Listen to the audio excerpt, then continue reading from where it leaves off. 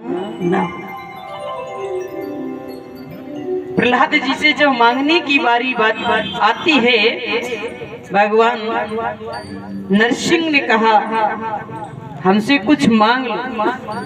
तो प्रहलाद जी ने वरदान मांगा, वो क्या था कि मुझे यही वरदान दे दो कि मेरे मन में कभी मांगने की बात आए ही नहीं, मांगने की बात ही ना आए, ये वरदान चाहिए।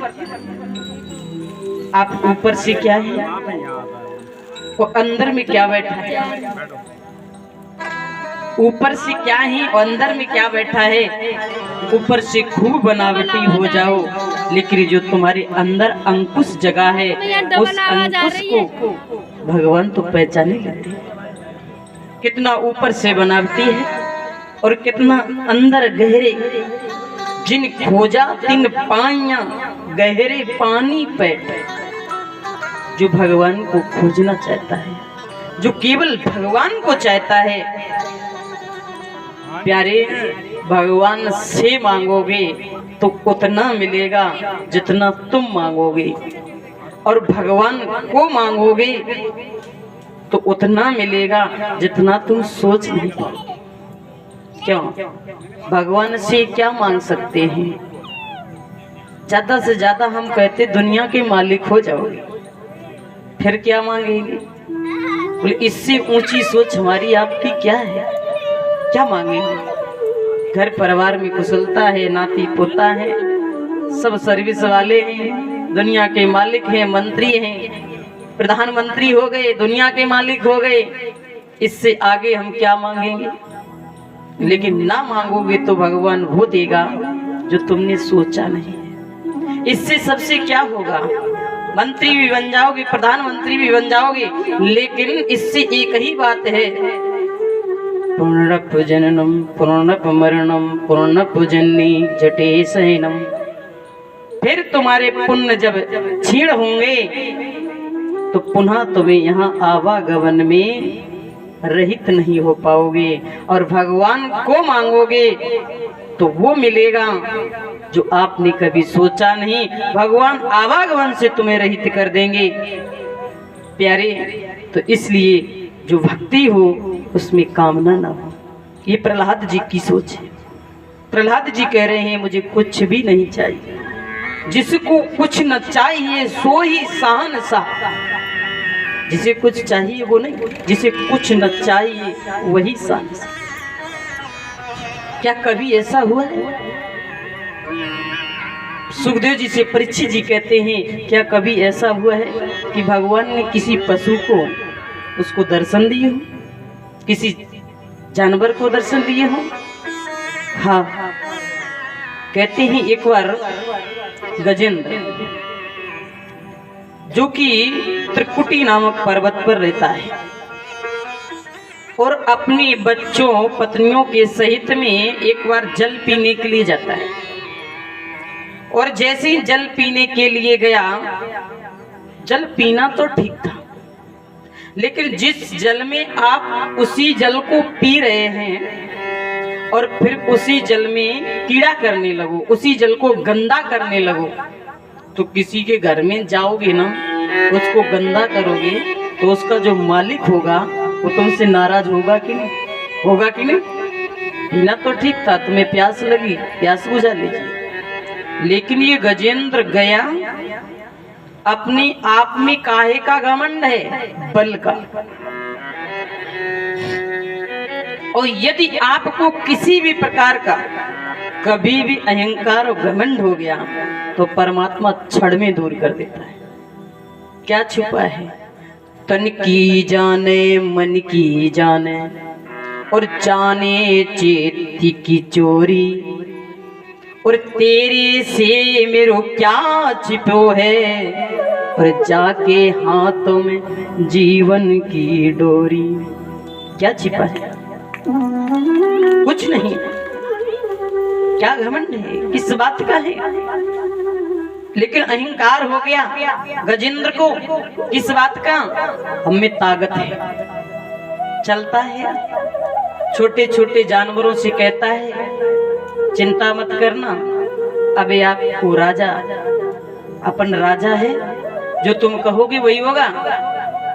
तो जैसे जल के अंदर गया, पहले जल को पिया और फिर अंदर गया, कीड़ा करने लगा। और जैसे ही कीड़ा करने लगा तो उसके अंदर रहता था मगर। उस मगरमच्छ ग्रहा ने गज का पैर पकड़ लिया और जैसे ही पैर पकड़ा, अब तो पूरी ताकत लगा रहे खींचने के लिए। भैया गजेंद्र क्या है, हम आपका मन ही है, और ये ग्रह क्या है, ये काल है, और काल सबसे पहले पैर को ही पकड़ लेता है। मैया थोड़ा सा बुढ़ापा आया तो क्या कहते हैं, अब हम पे चलो ना जाए लली, मेरे पैर दर्द, पैर में दिक्कत आई। भगवान ने पहला संदेशा तुम्हारे लिए भेज दिया, अब समझ जाओ। अब घर गृहस्थी तो लड़का नाती बहू को सौंप दो, अपन तो भगवान की माला पकड़ दो। लेकिन हम उसको नहीं समझ पाते। दूसरा संदेश आया तो क्या हुआ, बोले कानों से सुनना कम हो गया, लेकिन हम फिर भी नहीं समझ पाते। फिर तीसरी घंटी आती है, बोले आंखों से दिखना कम हो गया, हम फिर भी नहीं समझ पाते हैं। कहते हैं 3-4 घंटी परमात्मा तुम्हें सुनाता है, सर के बाल सफेद हो जाते हैं, सुनाई नहीं देता है, आंख से दिखाई कम देता है, चला नहीं जाता है, लेकिन फिर भी नहीं संभले तो अंत में घंटी नहीं बजेगी, फिर तो सीधा घंटा बजे।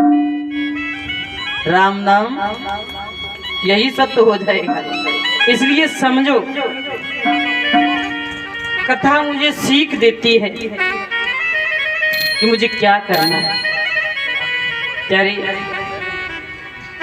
जब ग्रहणी पैर को पकड़ लिया, पत्नी से कहा मुझे निकालो।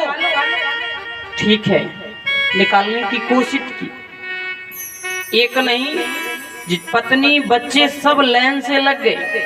एक तरफ ग्रह है, दूसरी तरफ गजेंद्र की ओर उसका परिवार है, और पूरा परिवार एक तरफ खींच रहा है। लेकिन जल के अंदर ग्रह की ताकत ज्यादा है। जिसके घर में रहोगे ना, तो घर वाले की वैसू ताकत ज्यादा हुई नहीं, ग्रह की ताकत ज्यादा है। बल नहीं काम किया, 1 दिन नहीं, 2 दिन नहीं, 3 दिन नहीं, 20 दिन हो जाते हैं। और भैया जब 20 दिन हो गए, पत्नी ने सोची, बच्चों ने सोची, अब तुम जा से निकलोगे ना, तो कहा हम यहीं खड़े रहे। छोड़ के बाहर जैसे निकल आए, गजेंद्र अकेला। अब कहता है मुझे निकालो। पत्नी कहती है श्रीमान जी अब तो तुम निकल नहीं पाओगे, और तुम्हारे साथ में हम कैसे फंसे रहे। छोड़ दिया। बच्चों से कहा तुम तो निकालो, तुम्हारे लिए मैंने क्या नहीं किया। बच्चे कहते हैं पिताजी चिंता ही मत करो, क्योंकि आपने इतना हमारे लिए किया, इतना हमारे लिए किया कि आपके जाने के बाद आपके काम बहुत अच्छी तरीके से करेंगे। गजेंद्र कहता है अभी हम जिंदा हैं। बोले पिताजी चिंता ही मत करो, आप तो जाओ। तब गजराज को बड़ी ग्लानि होती है। पत्नी भी जब छोड़ के चल देती है, जिस पत्नी ने एक संकल्प लिया था, हर पत्नी अपने पति से एक संकल्प लेती है। फिल्मी दुनिया वालों ने कहा है छोड़ेंगे न हम तेरा साथ, साथी मरते दम तक, मरते दम तक, अगले जन्म तक। मरते दम तक, अगले जन्म तक। फिर क्या कहती, जन्मों जन्म तक, जन्म जन्म तक देंगे साथ। लेकिन यहाँ मुंह फेर के चल देते। क्यों? अगर हॉस्पिटल में एक बार पतिदेव पहुंच गए, पहली बार तो क्या होगा, सब भीड़ आ जाएगी, और जैसे ही ज्यादा दिन धीरे धीरे हो जाए तो सब धीरे धीरे वहां से जाने लगते हैं। अंत में तुम्हारी पत्नी भी तुम्हें साथ छोड़ के चली जाती है। तब क्या बचता है? तब एक रास्ता बचती है। गजेंद्र को आज बड़ी गिलानी हुई, अरे इन हार मार्च के पुतलों से मैंने इतनी सहायता मांगी, और इतनी सहायता यदि गोविंद से मांगी होती तो अब तक मेरी रक्षा हो गई होती। तब गोविंद से कहता है, हरि गोविंद, पकड़ लो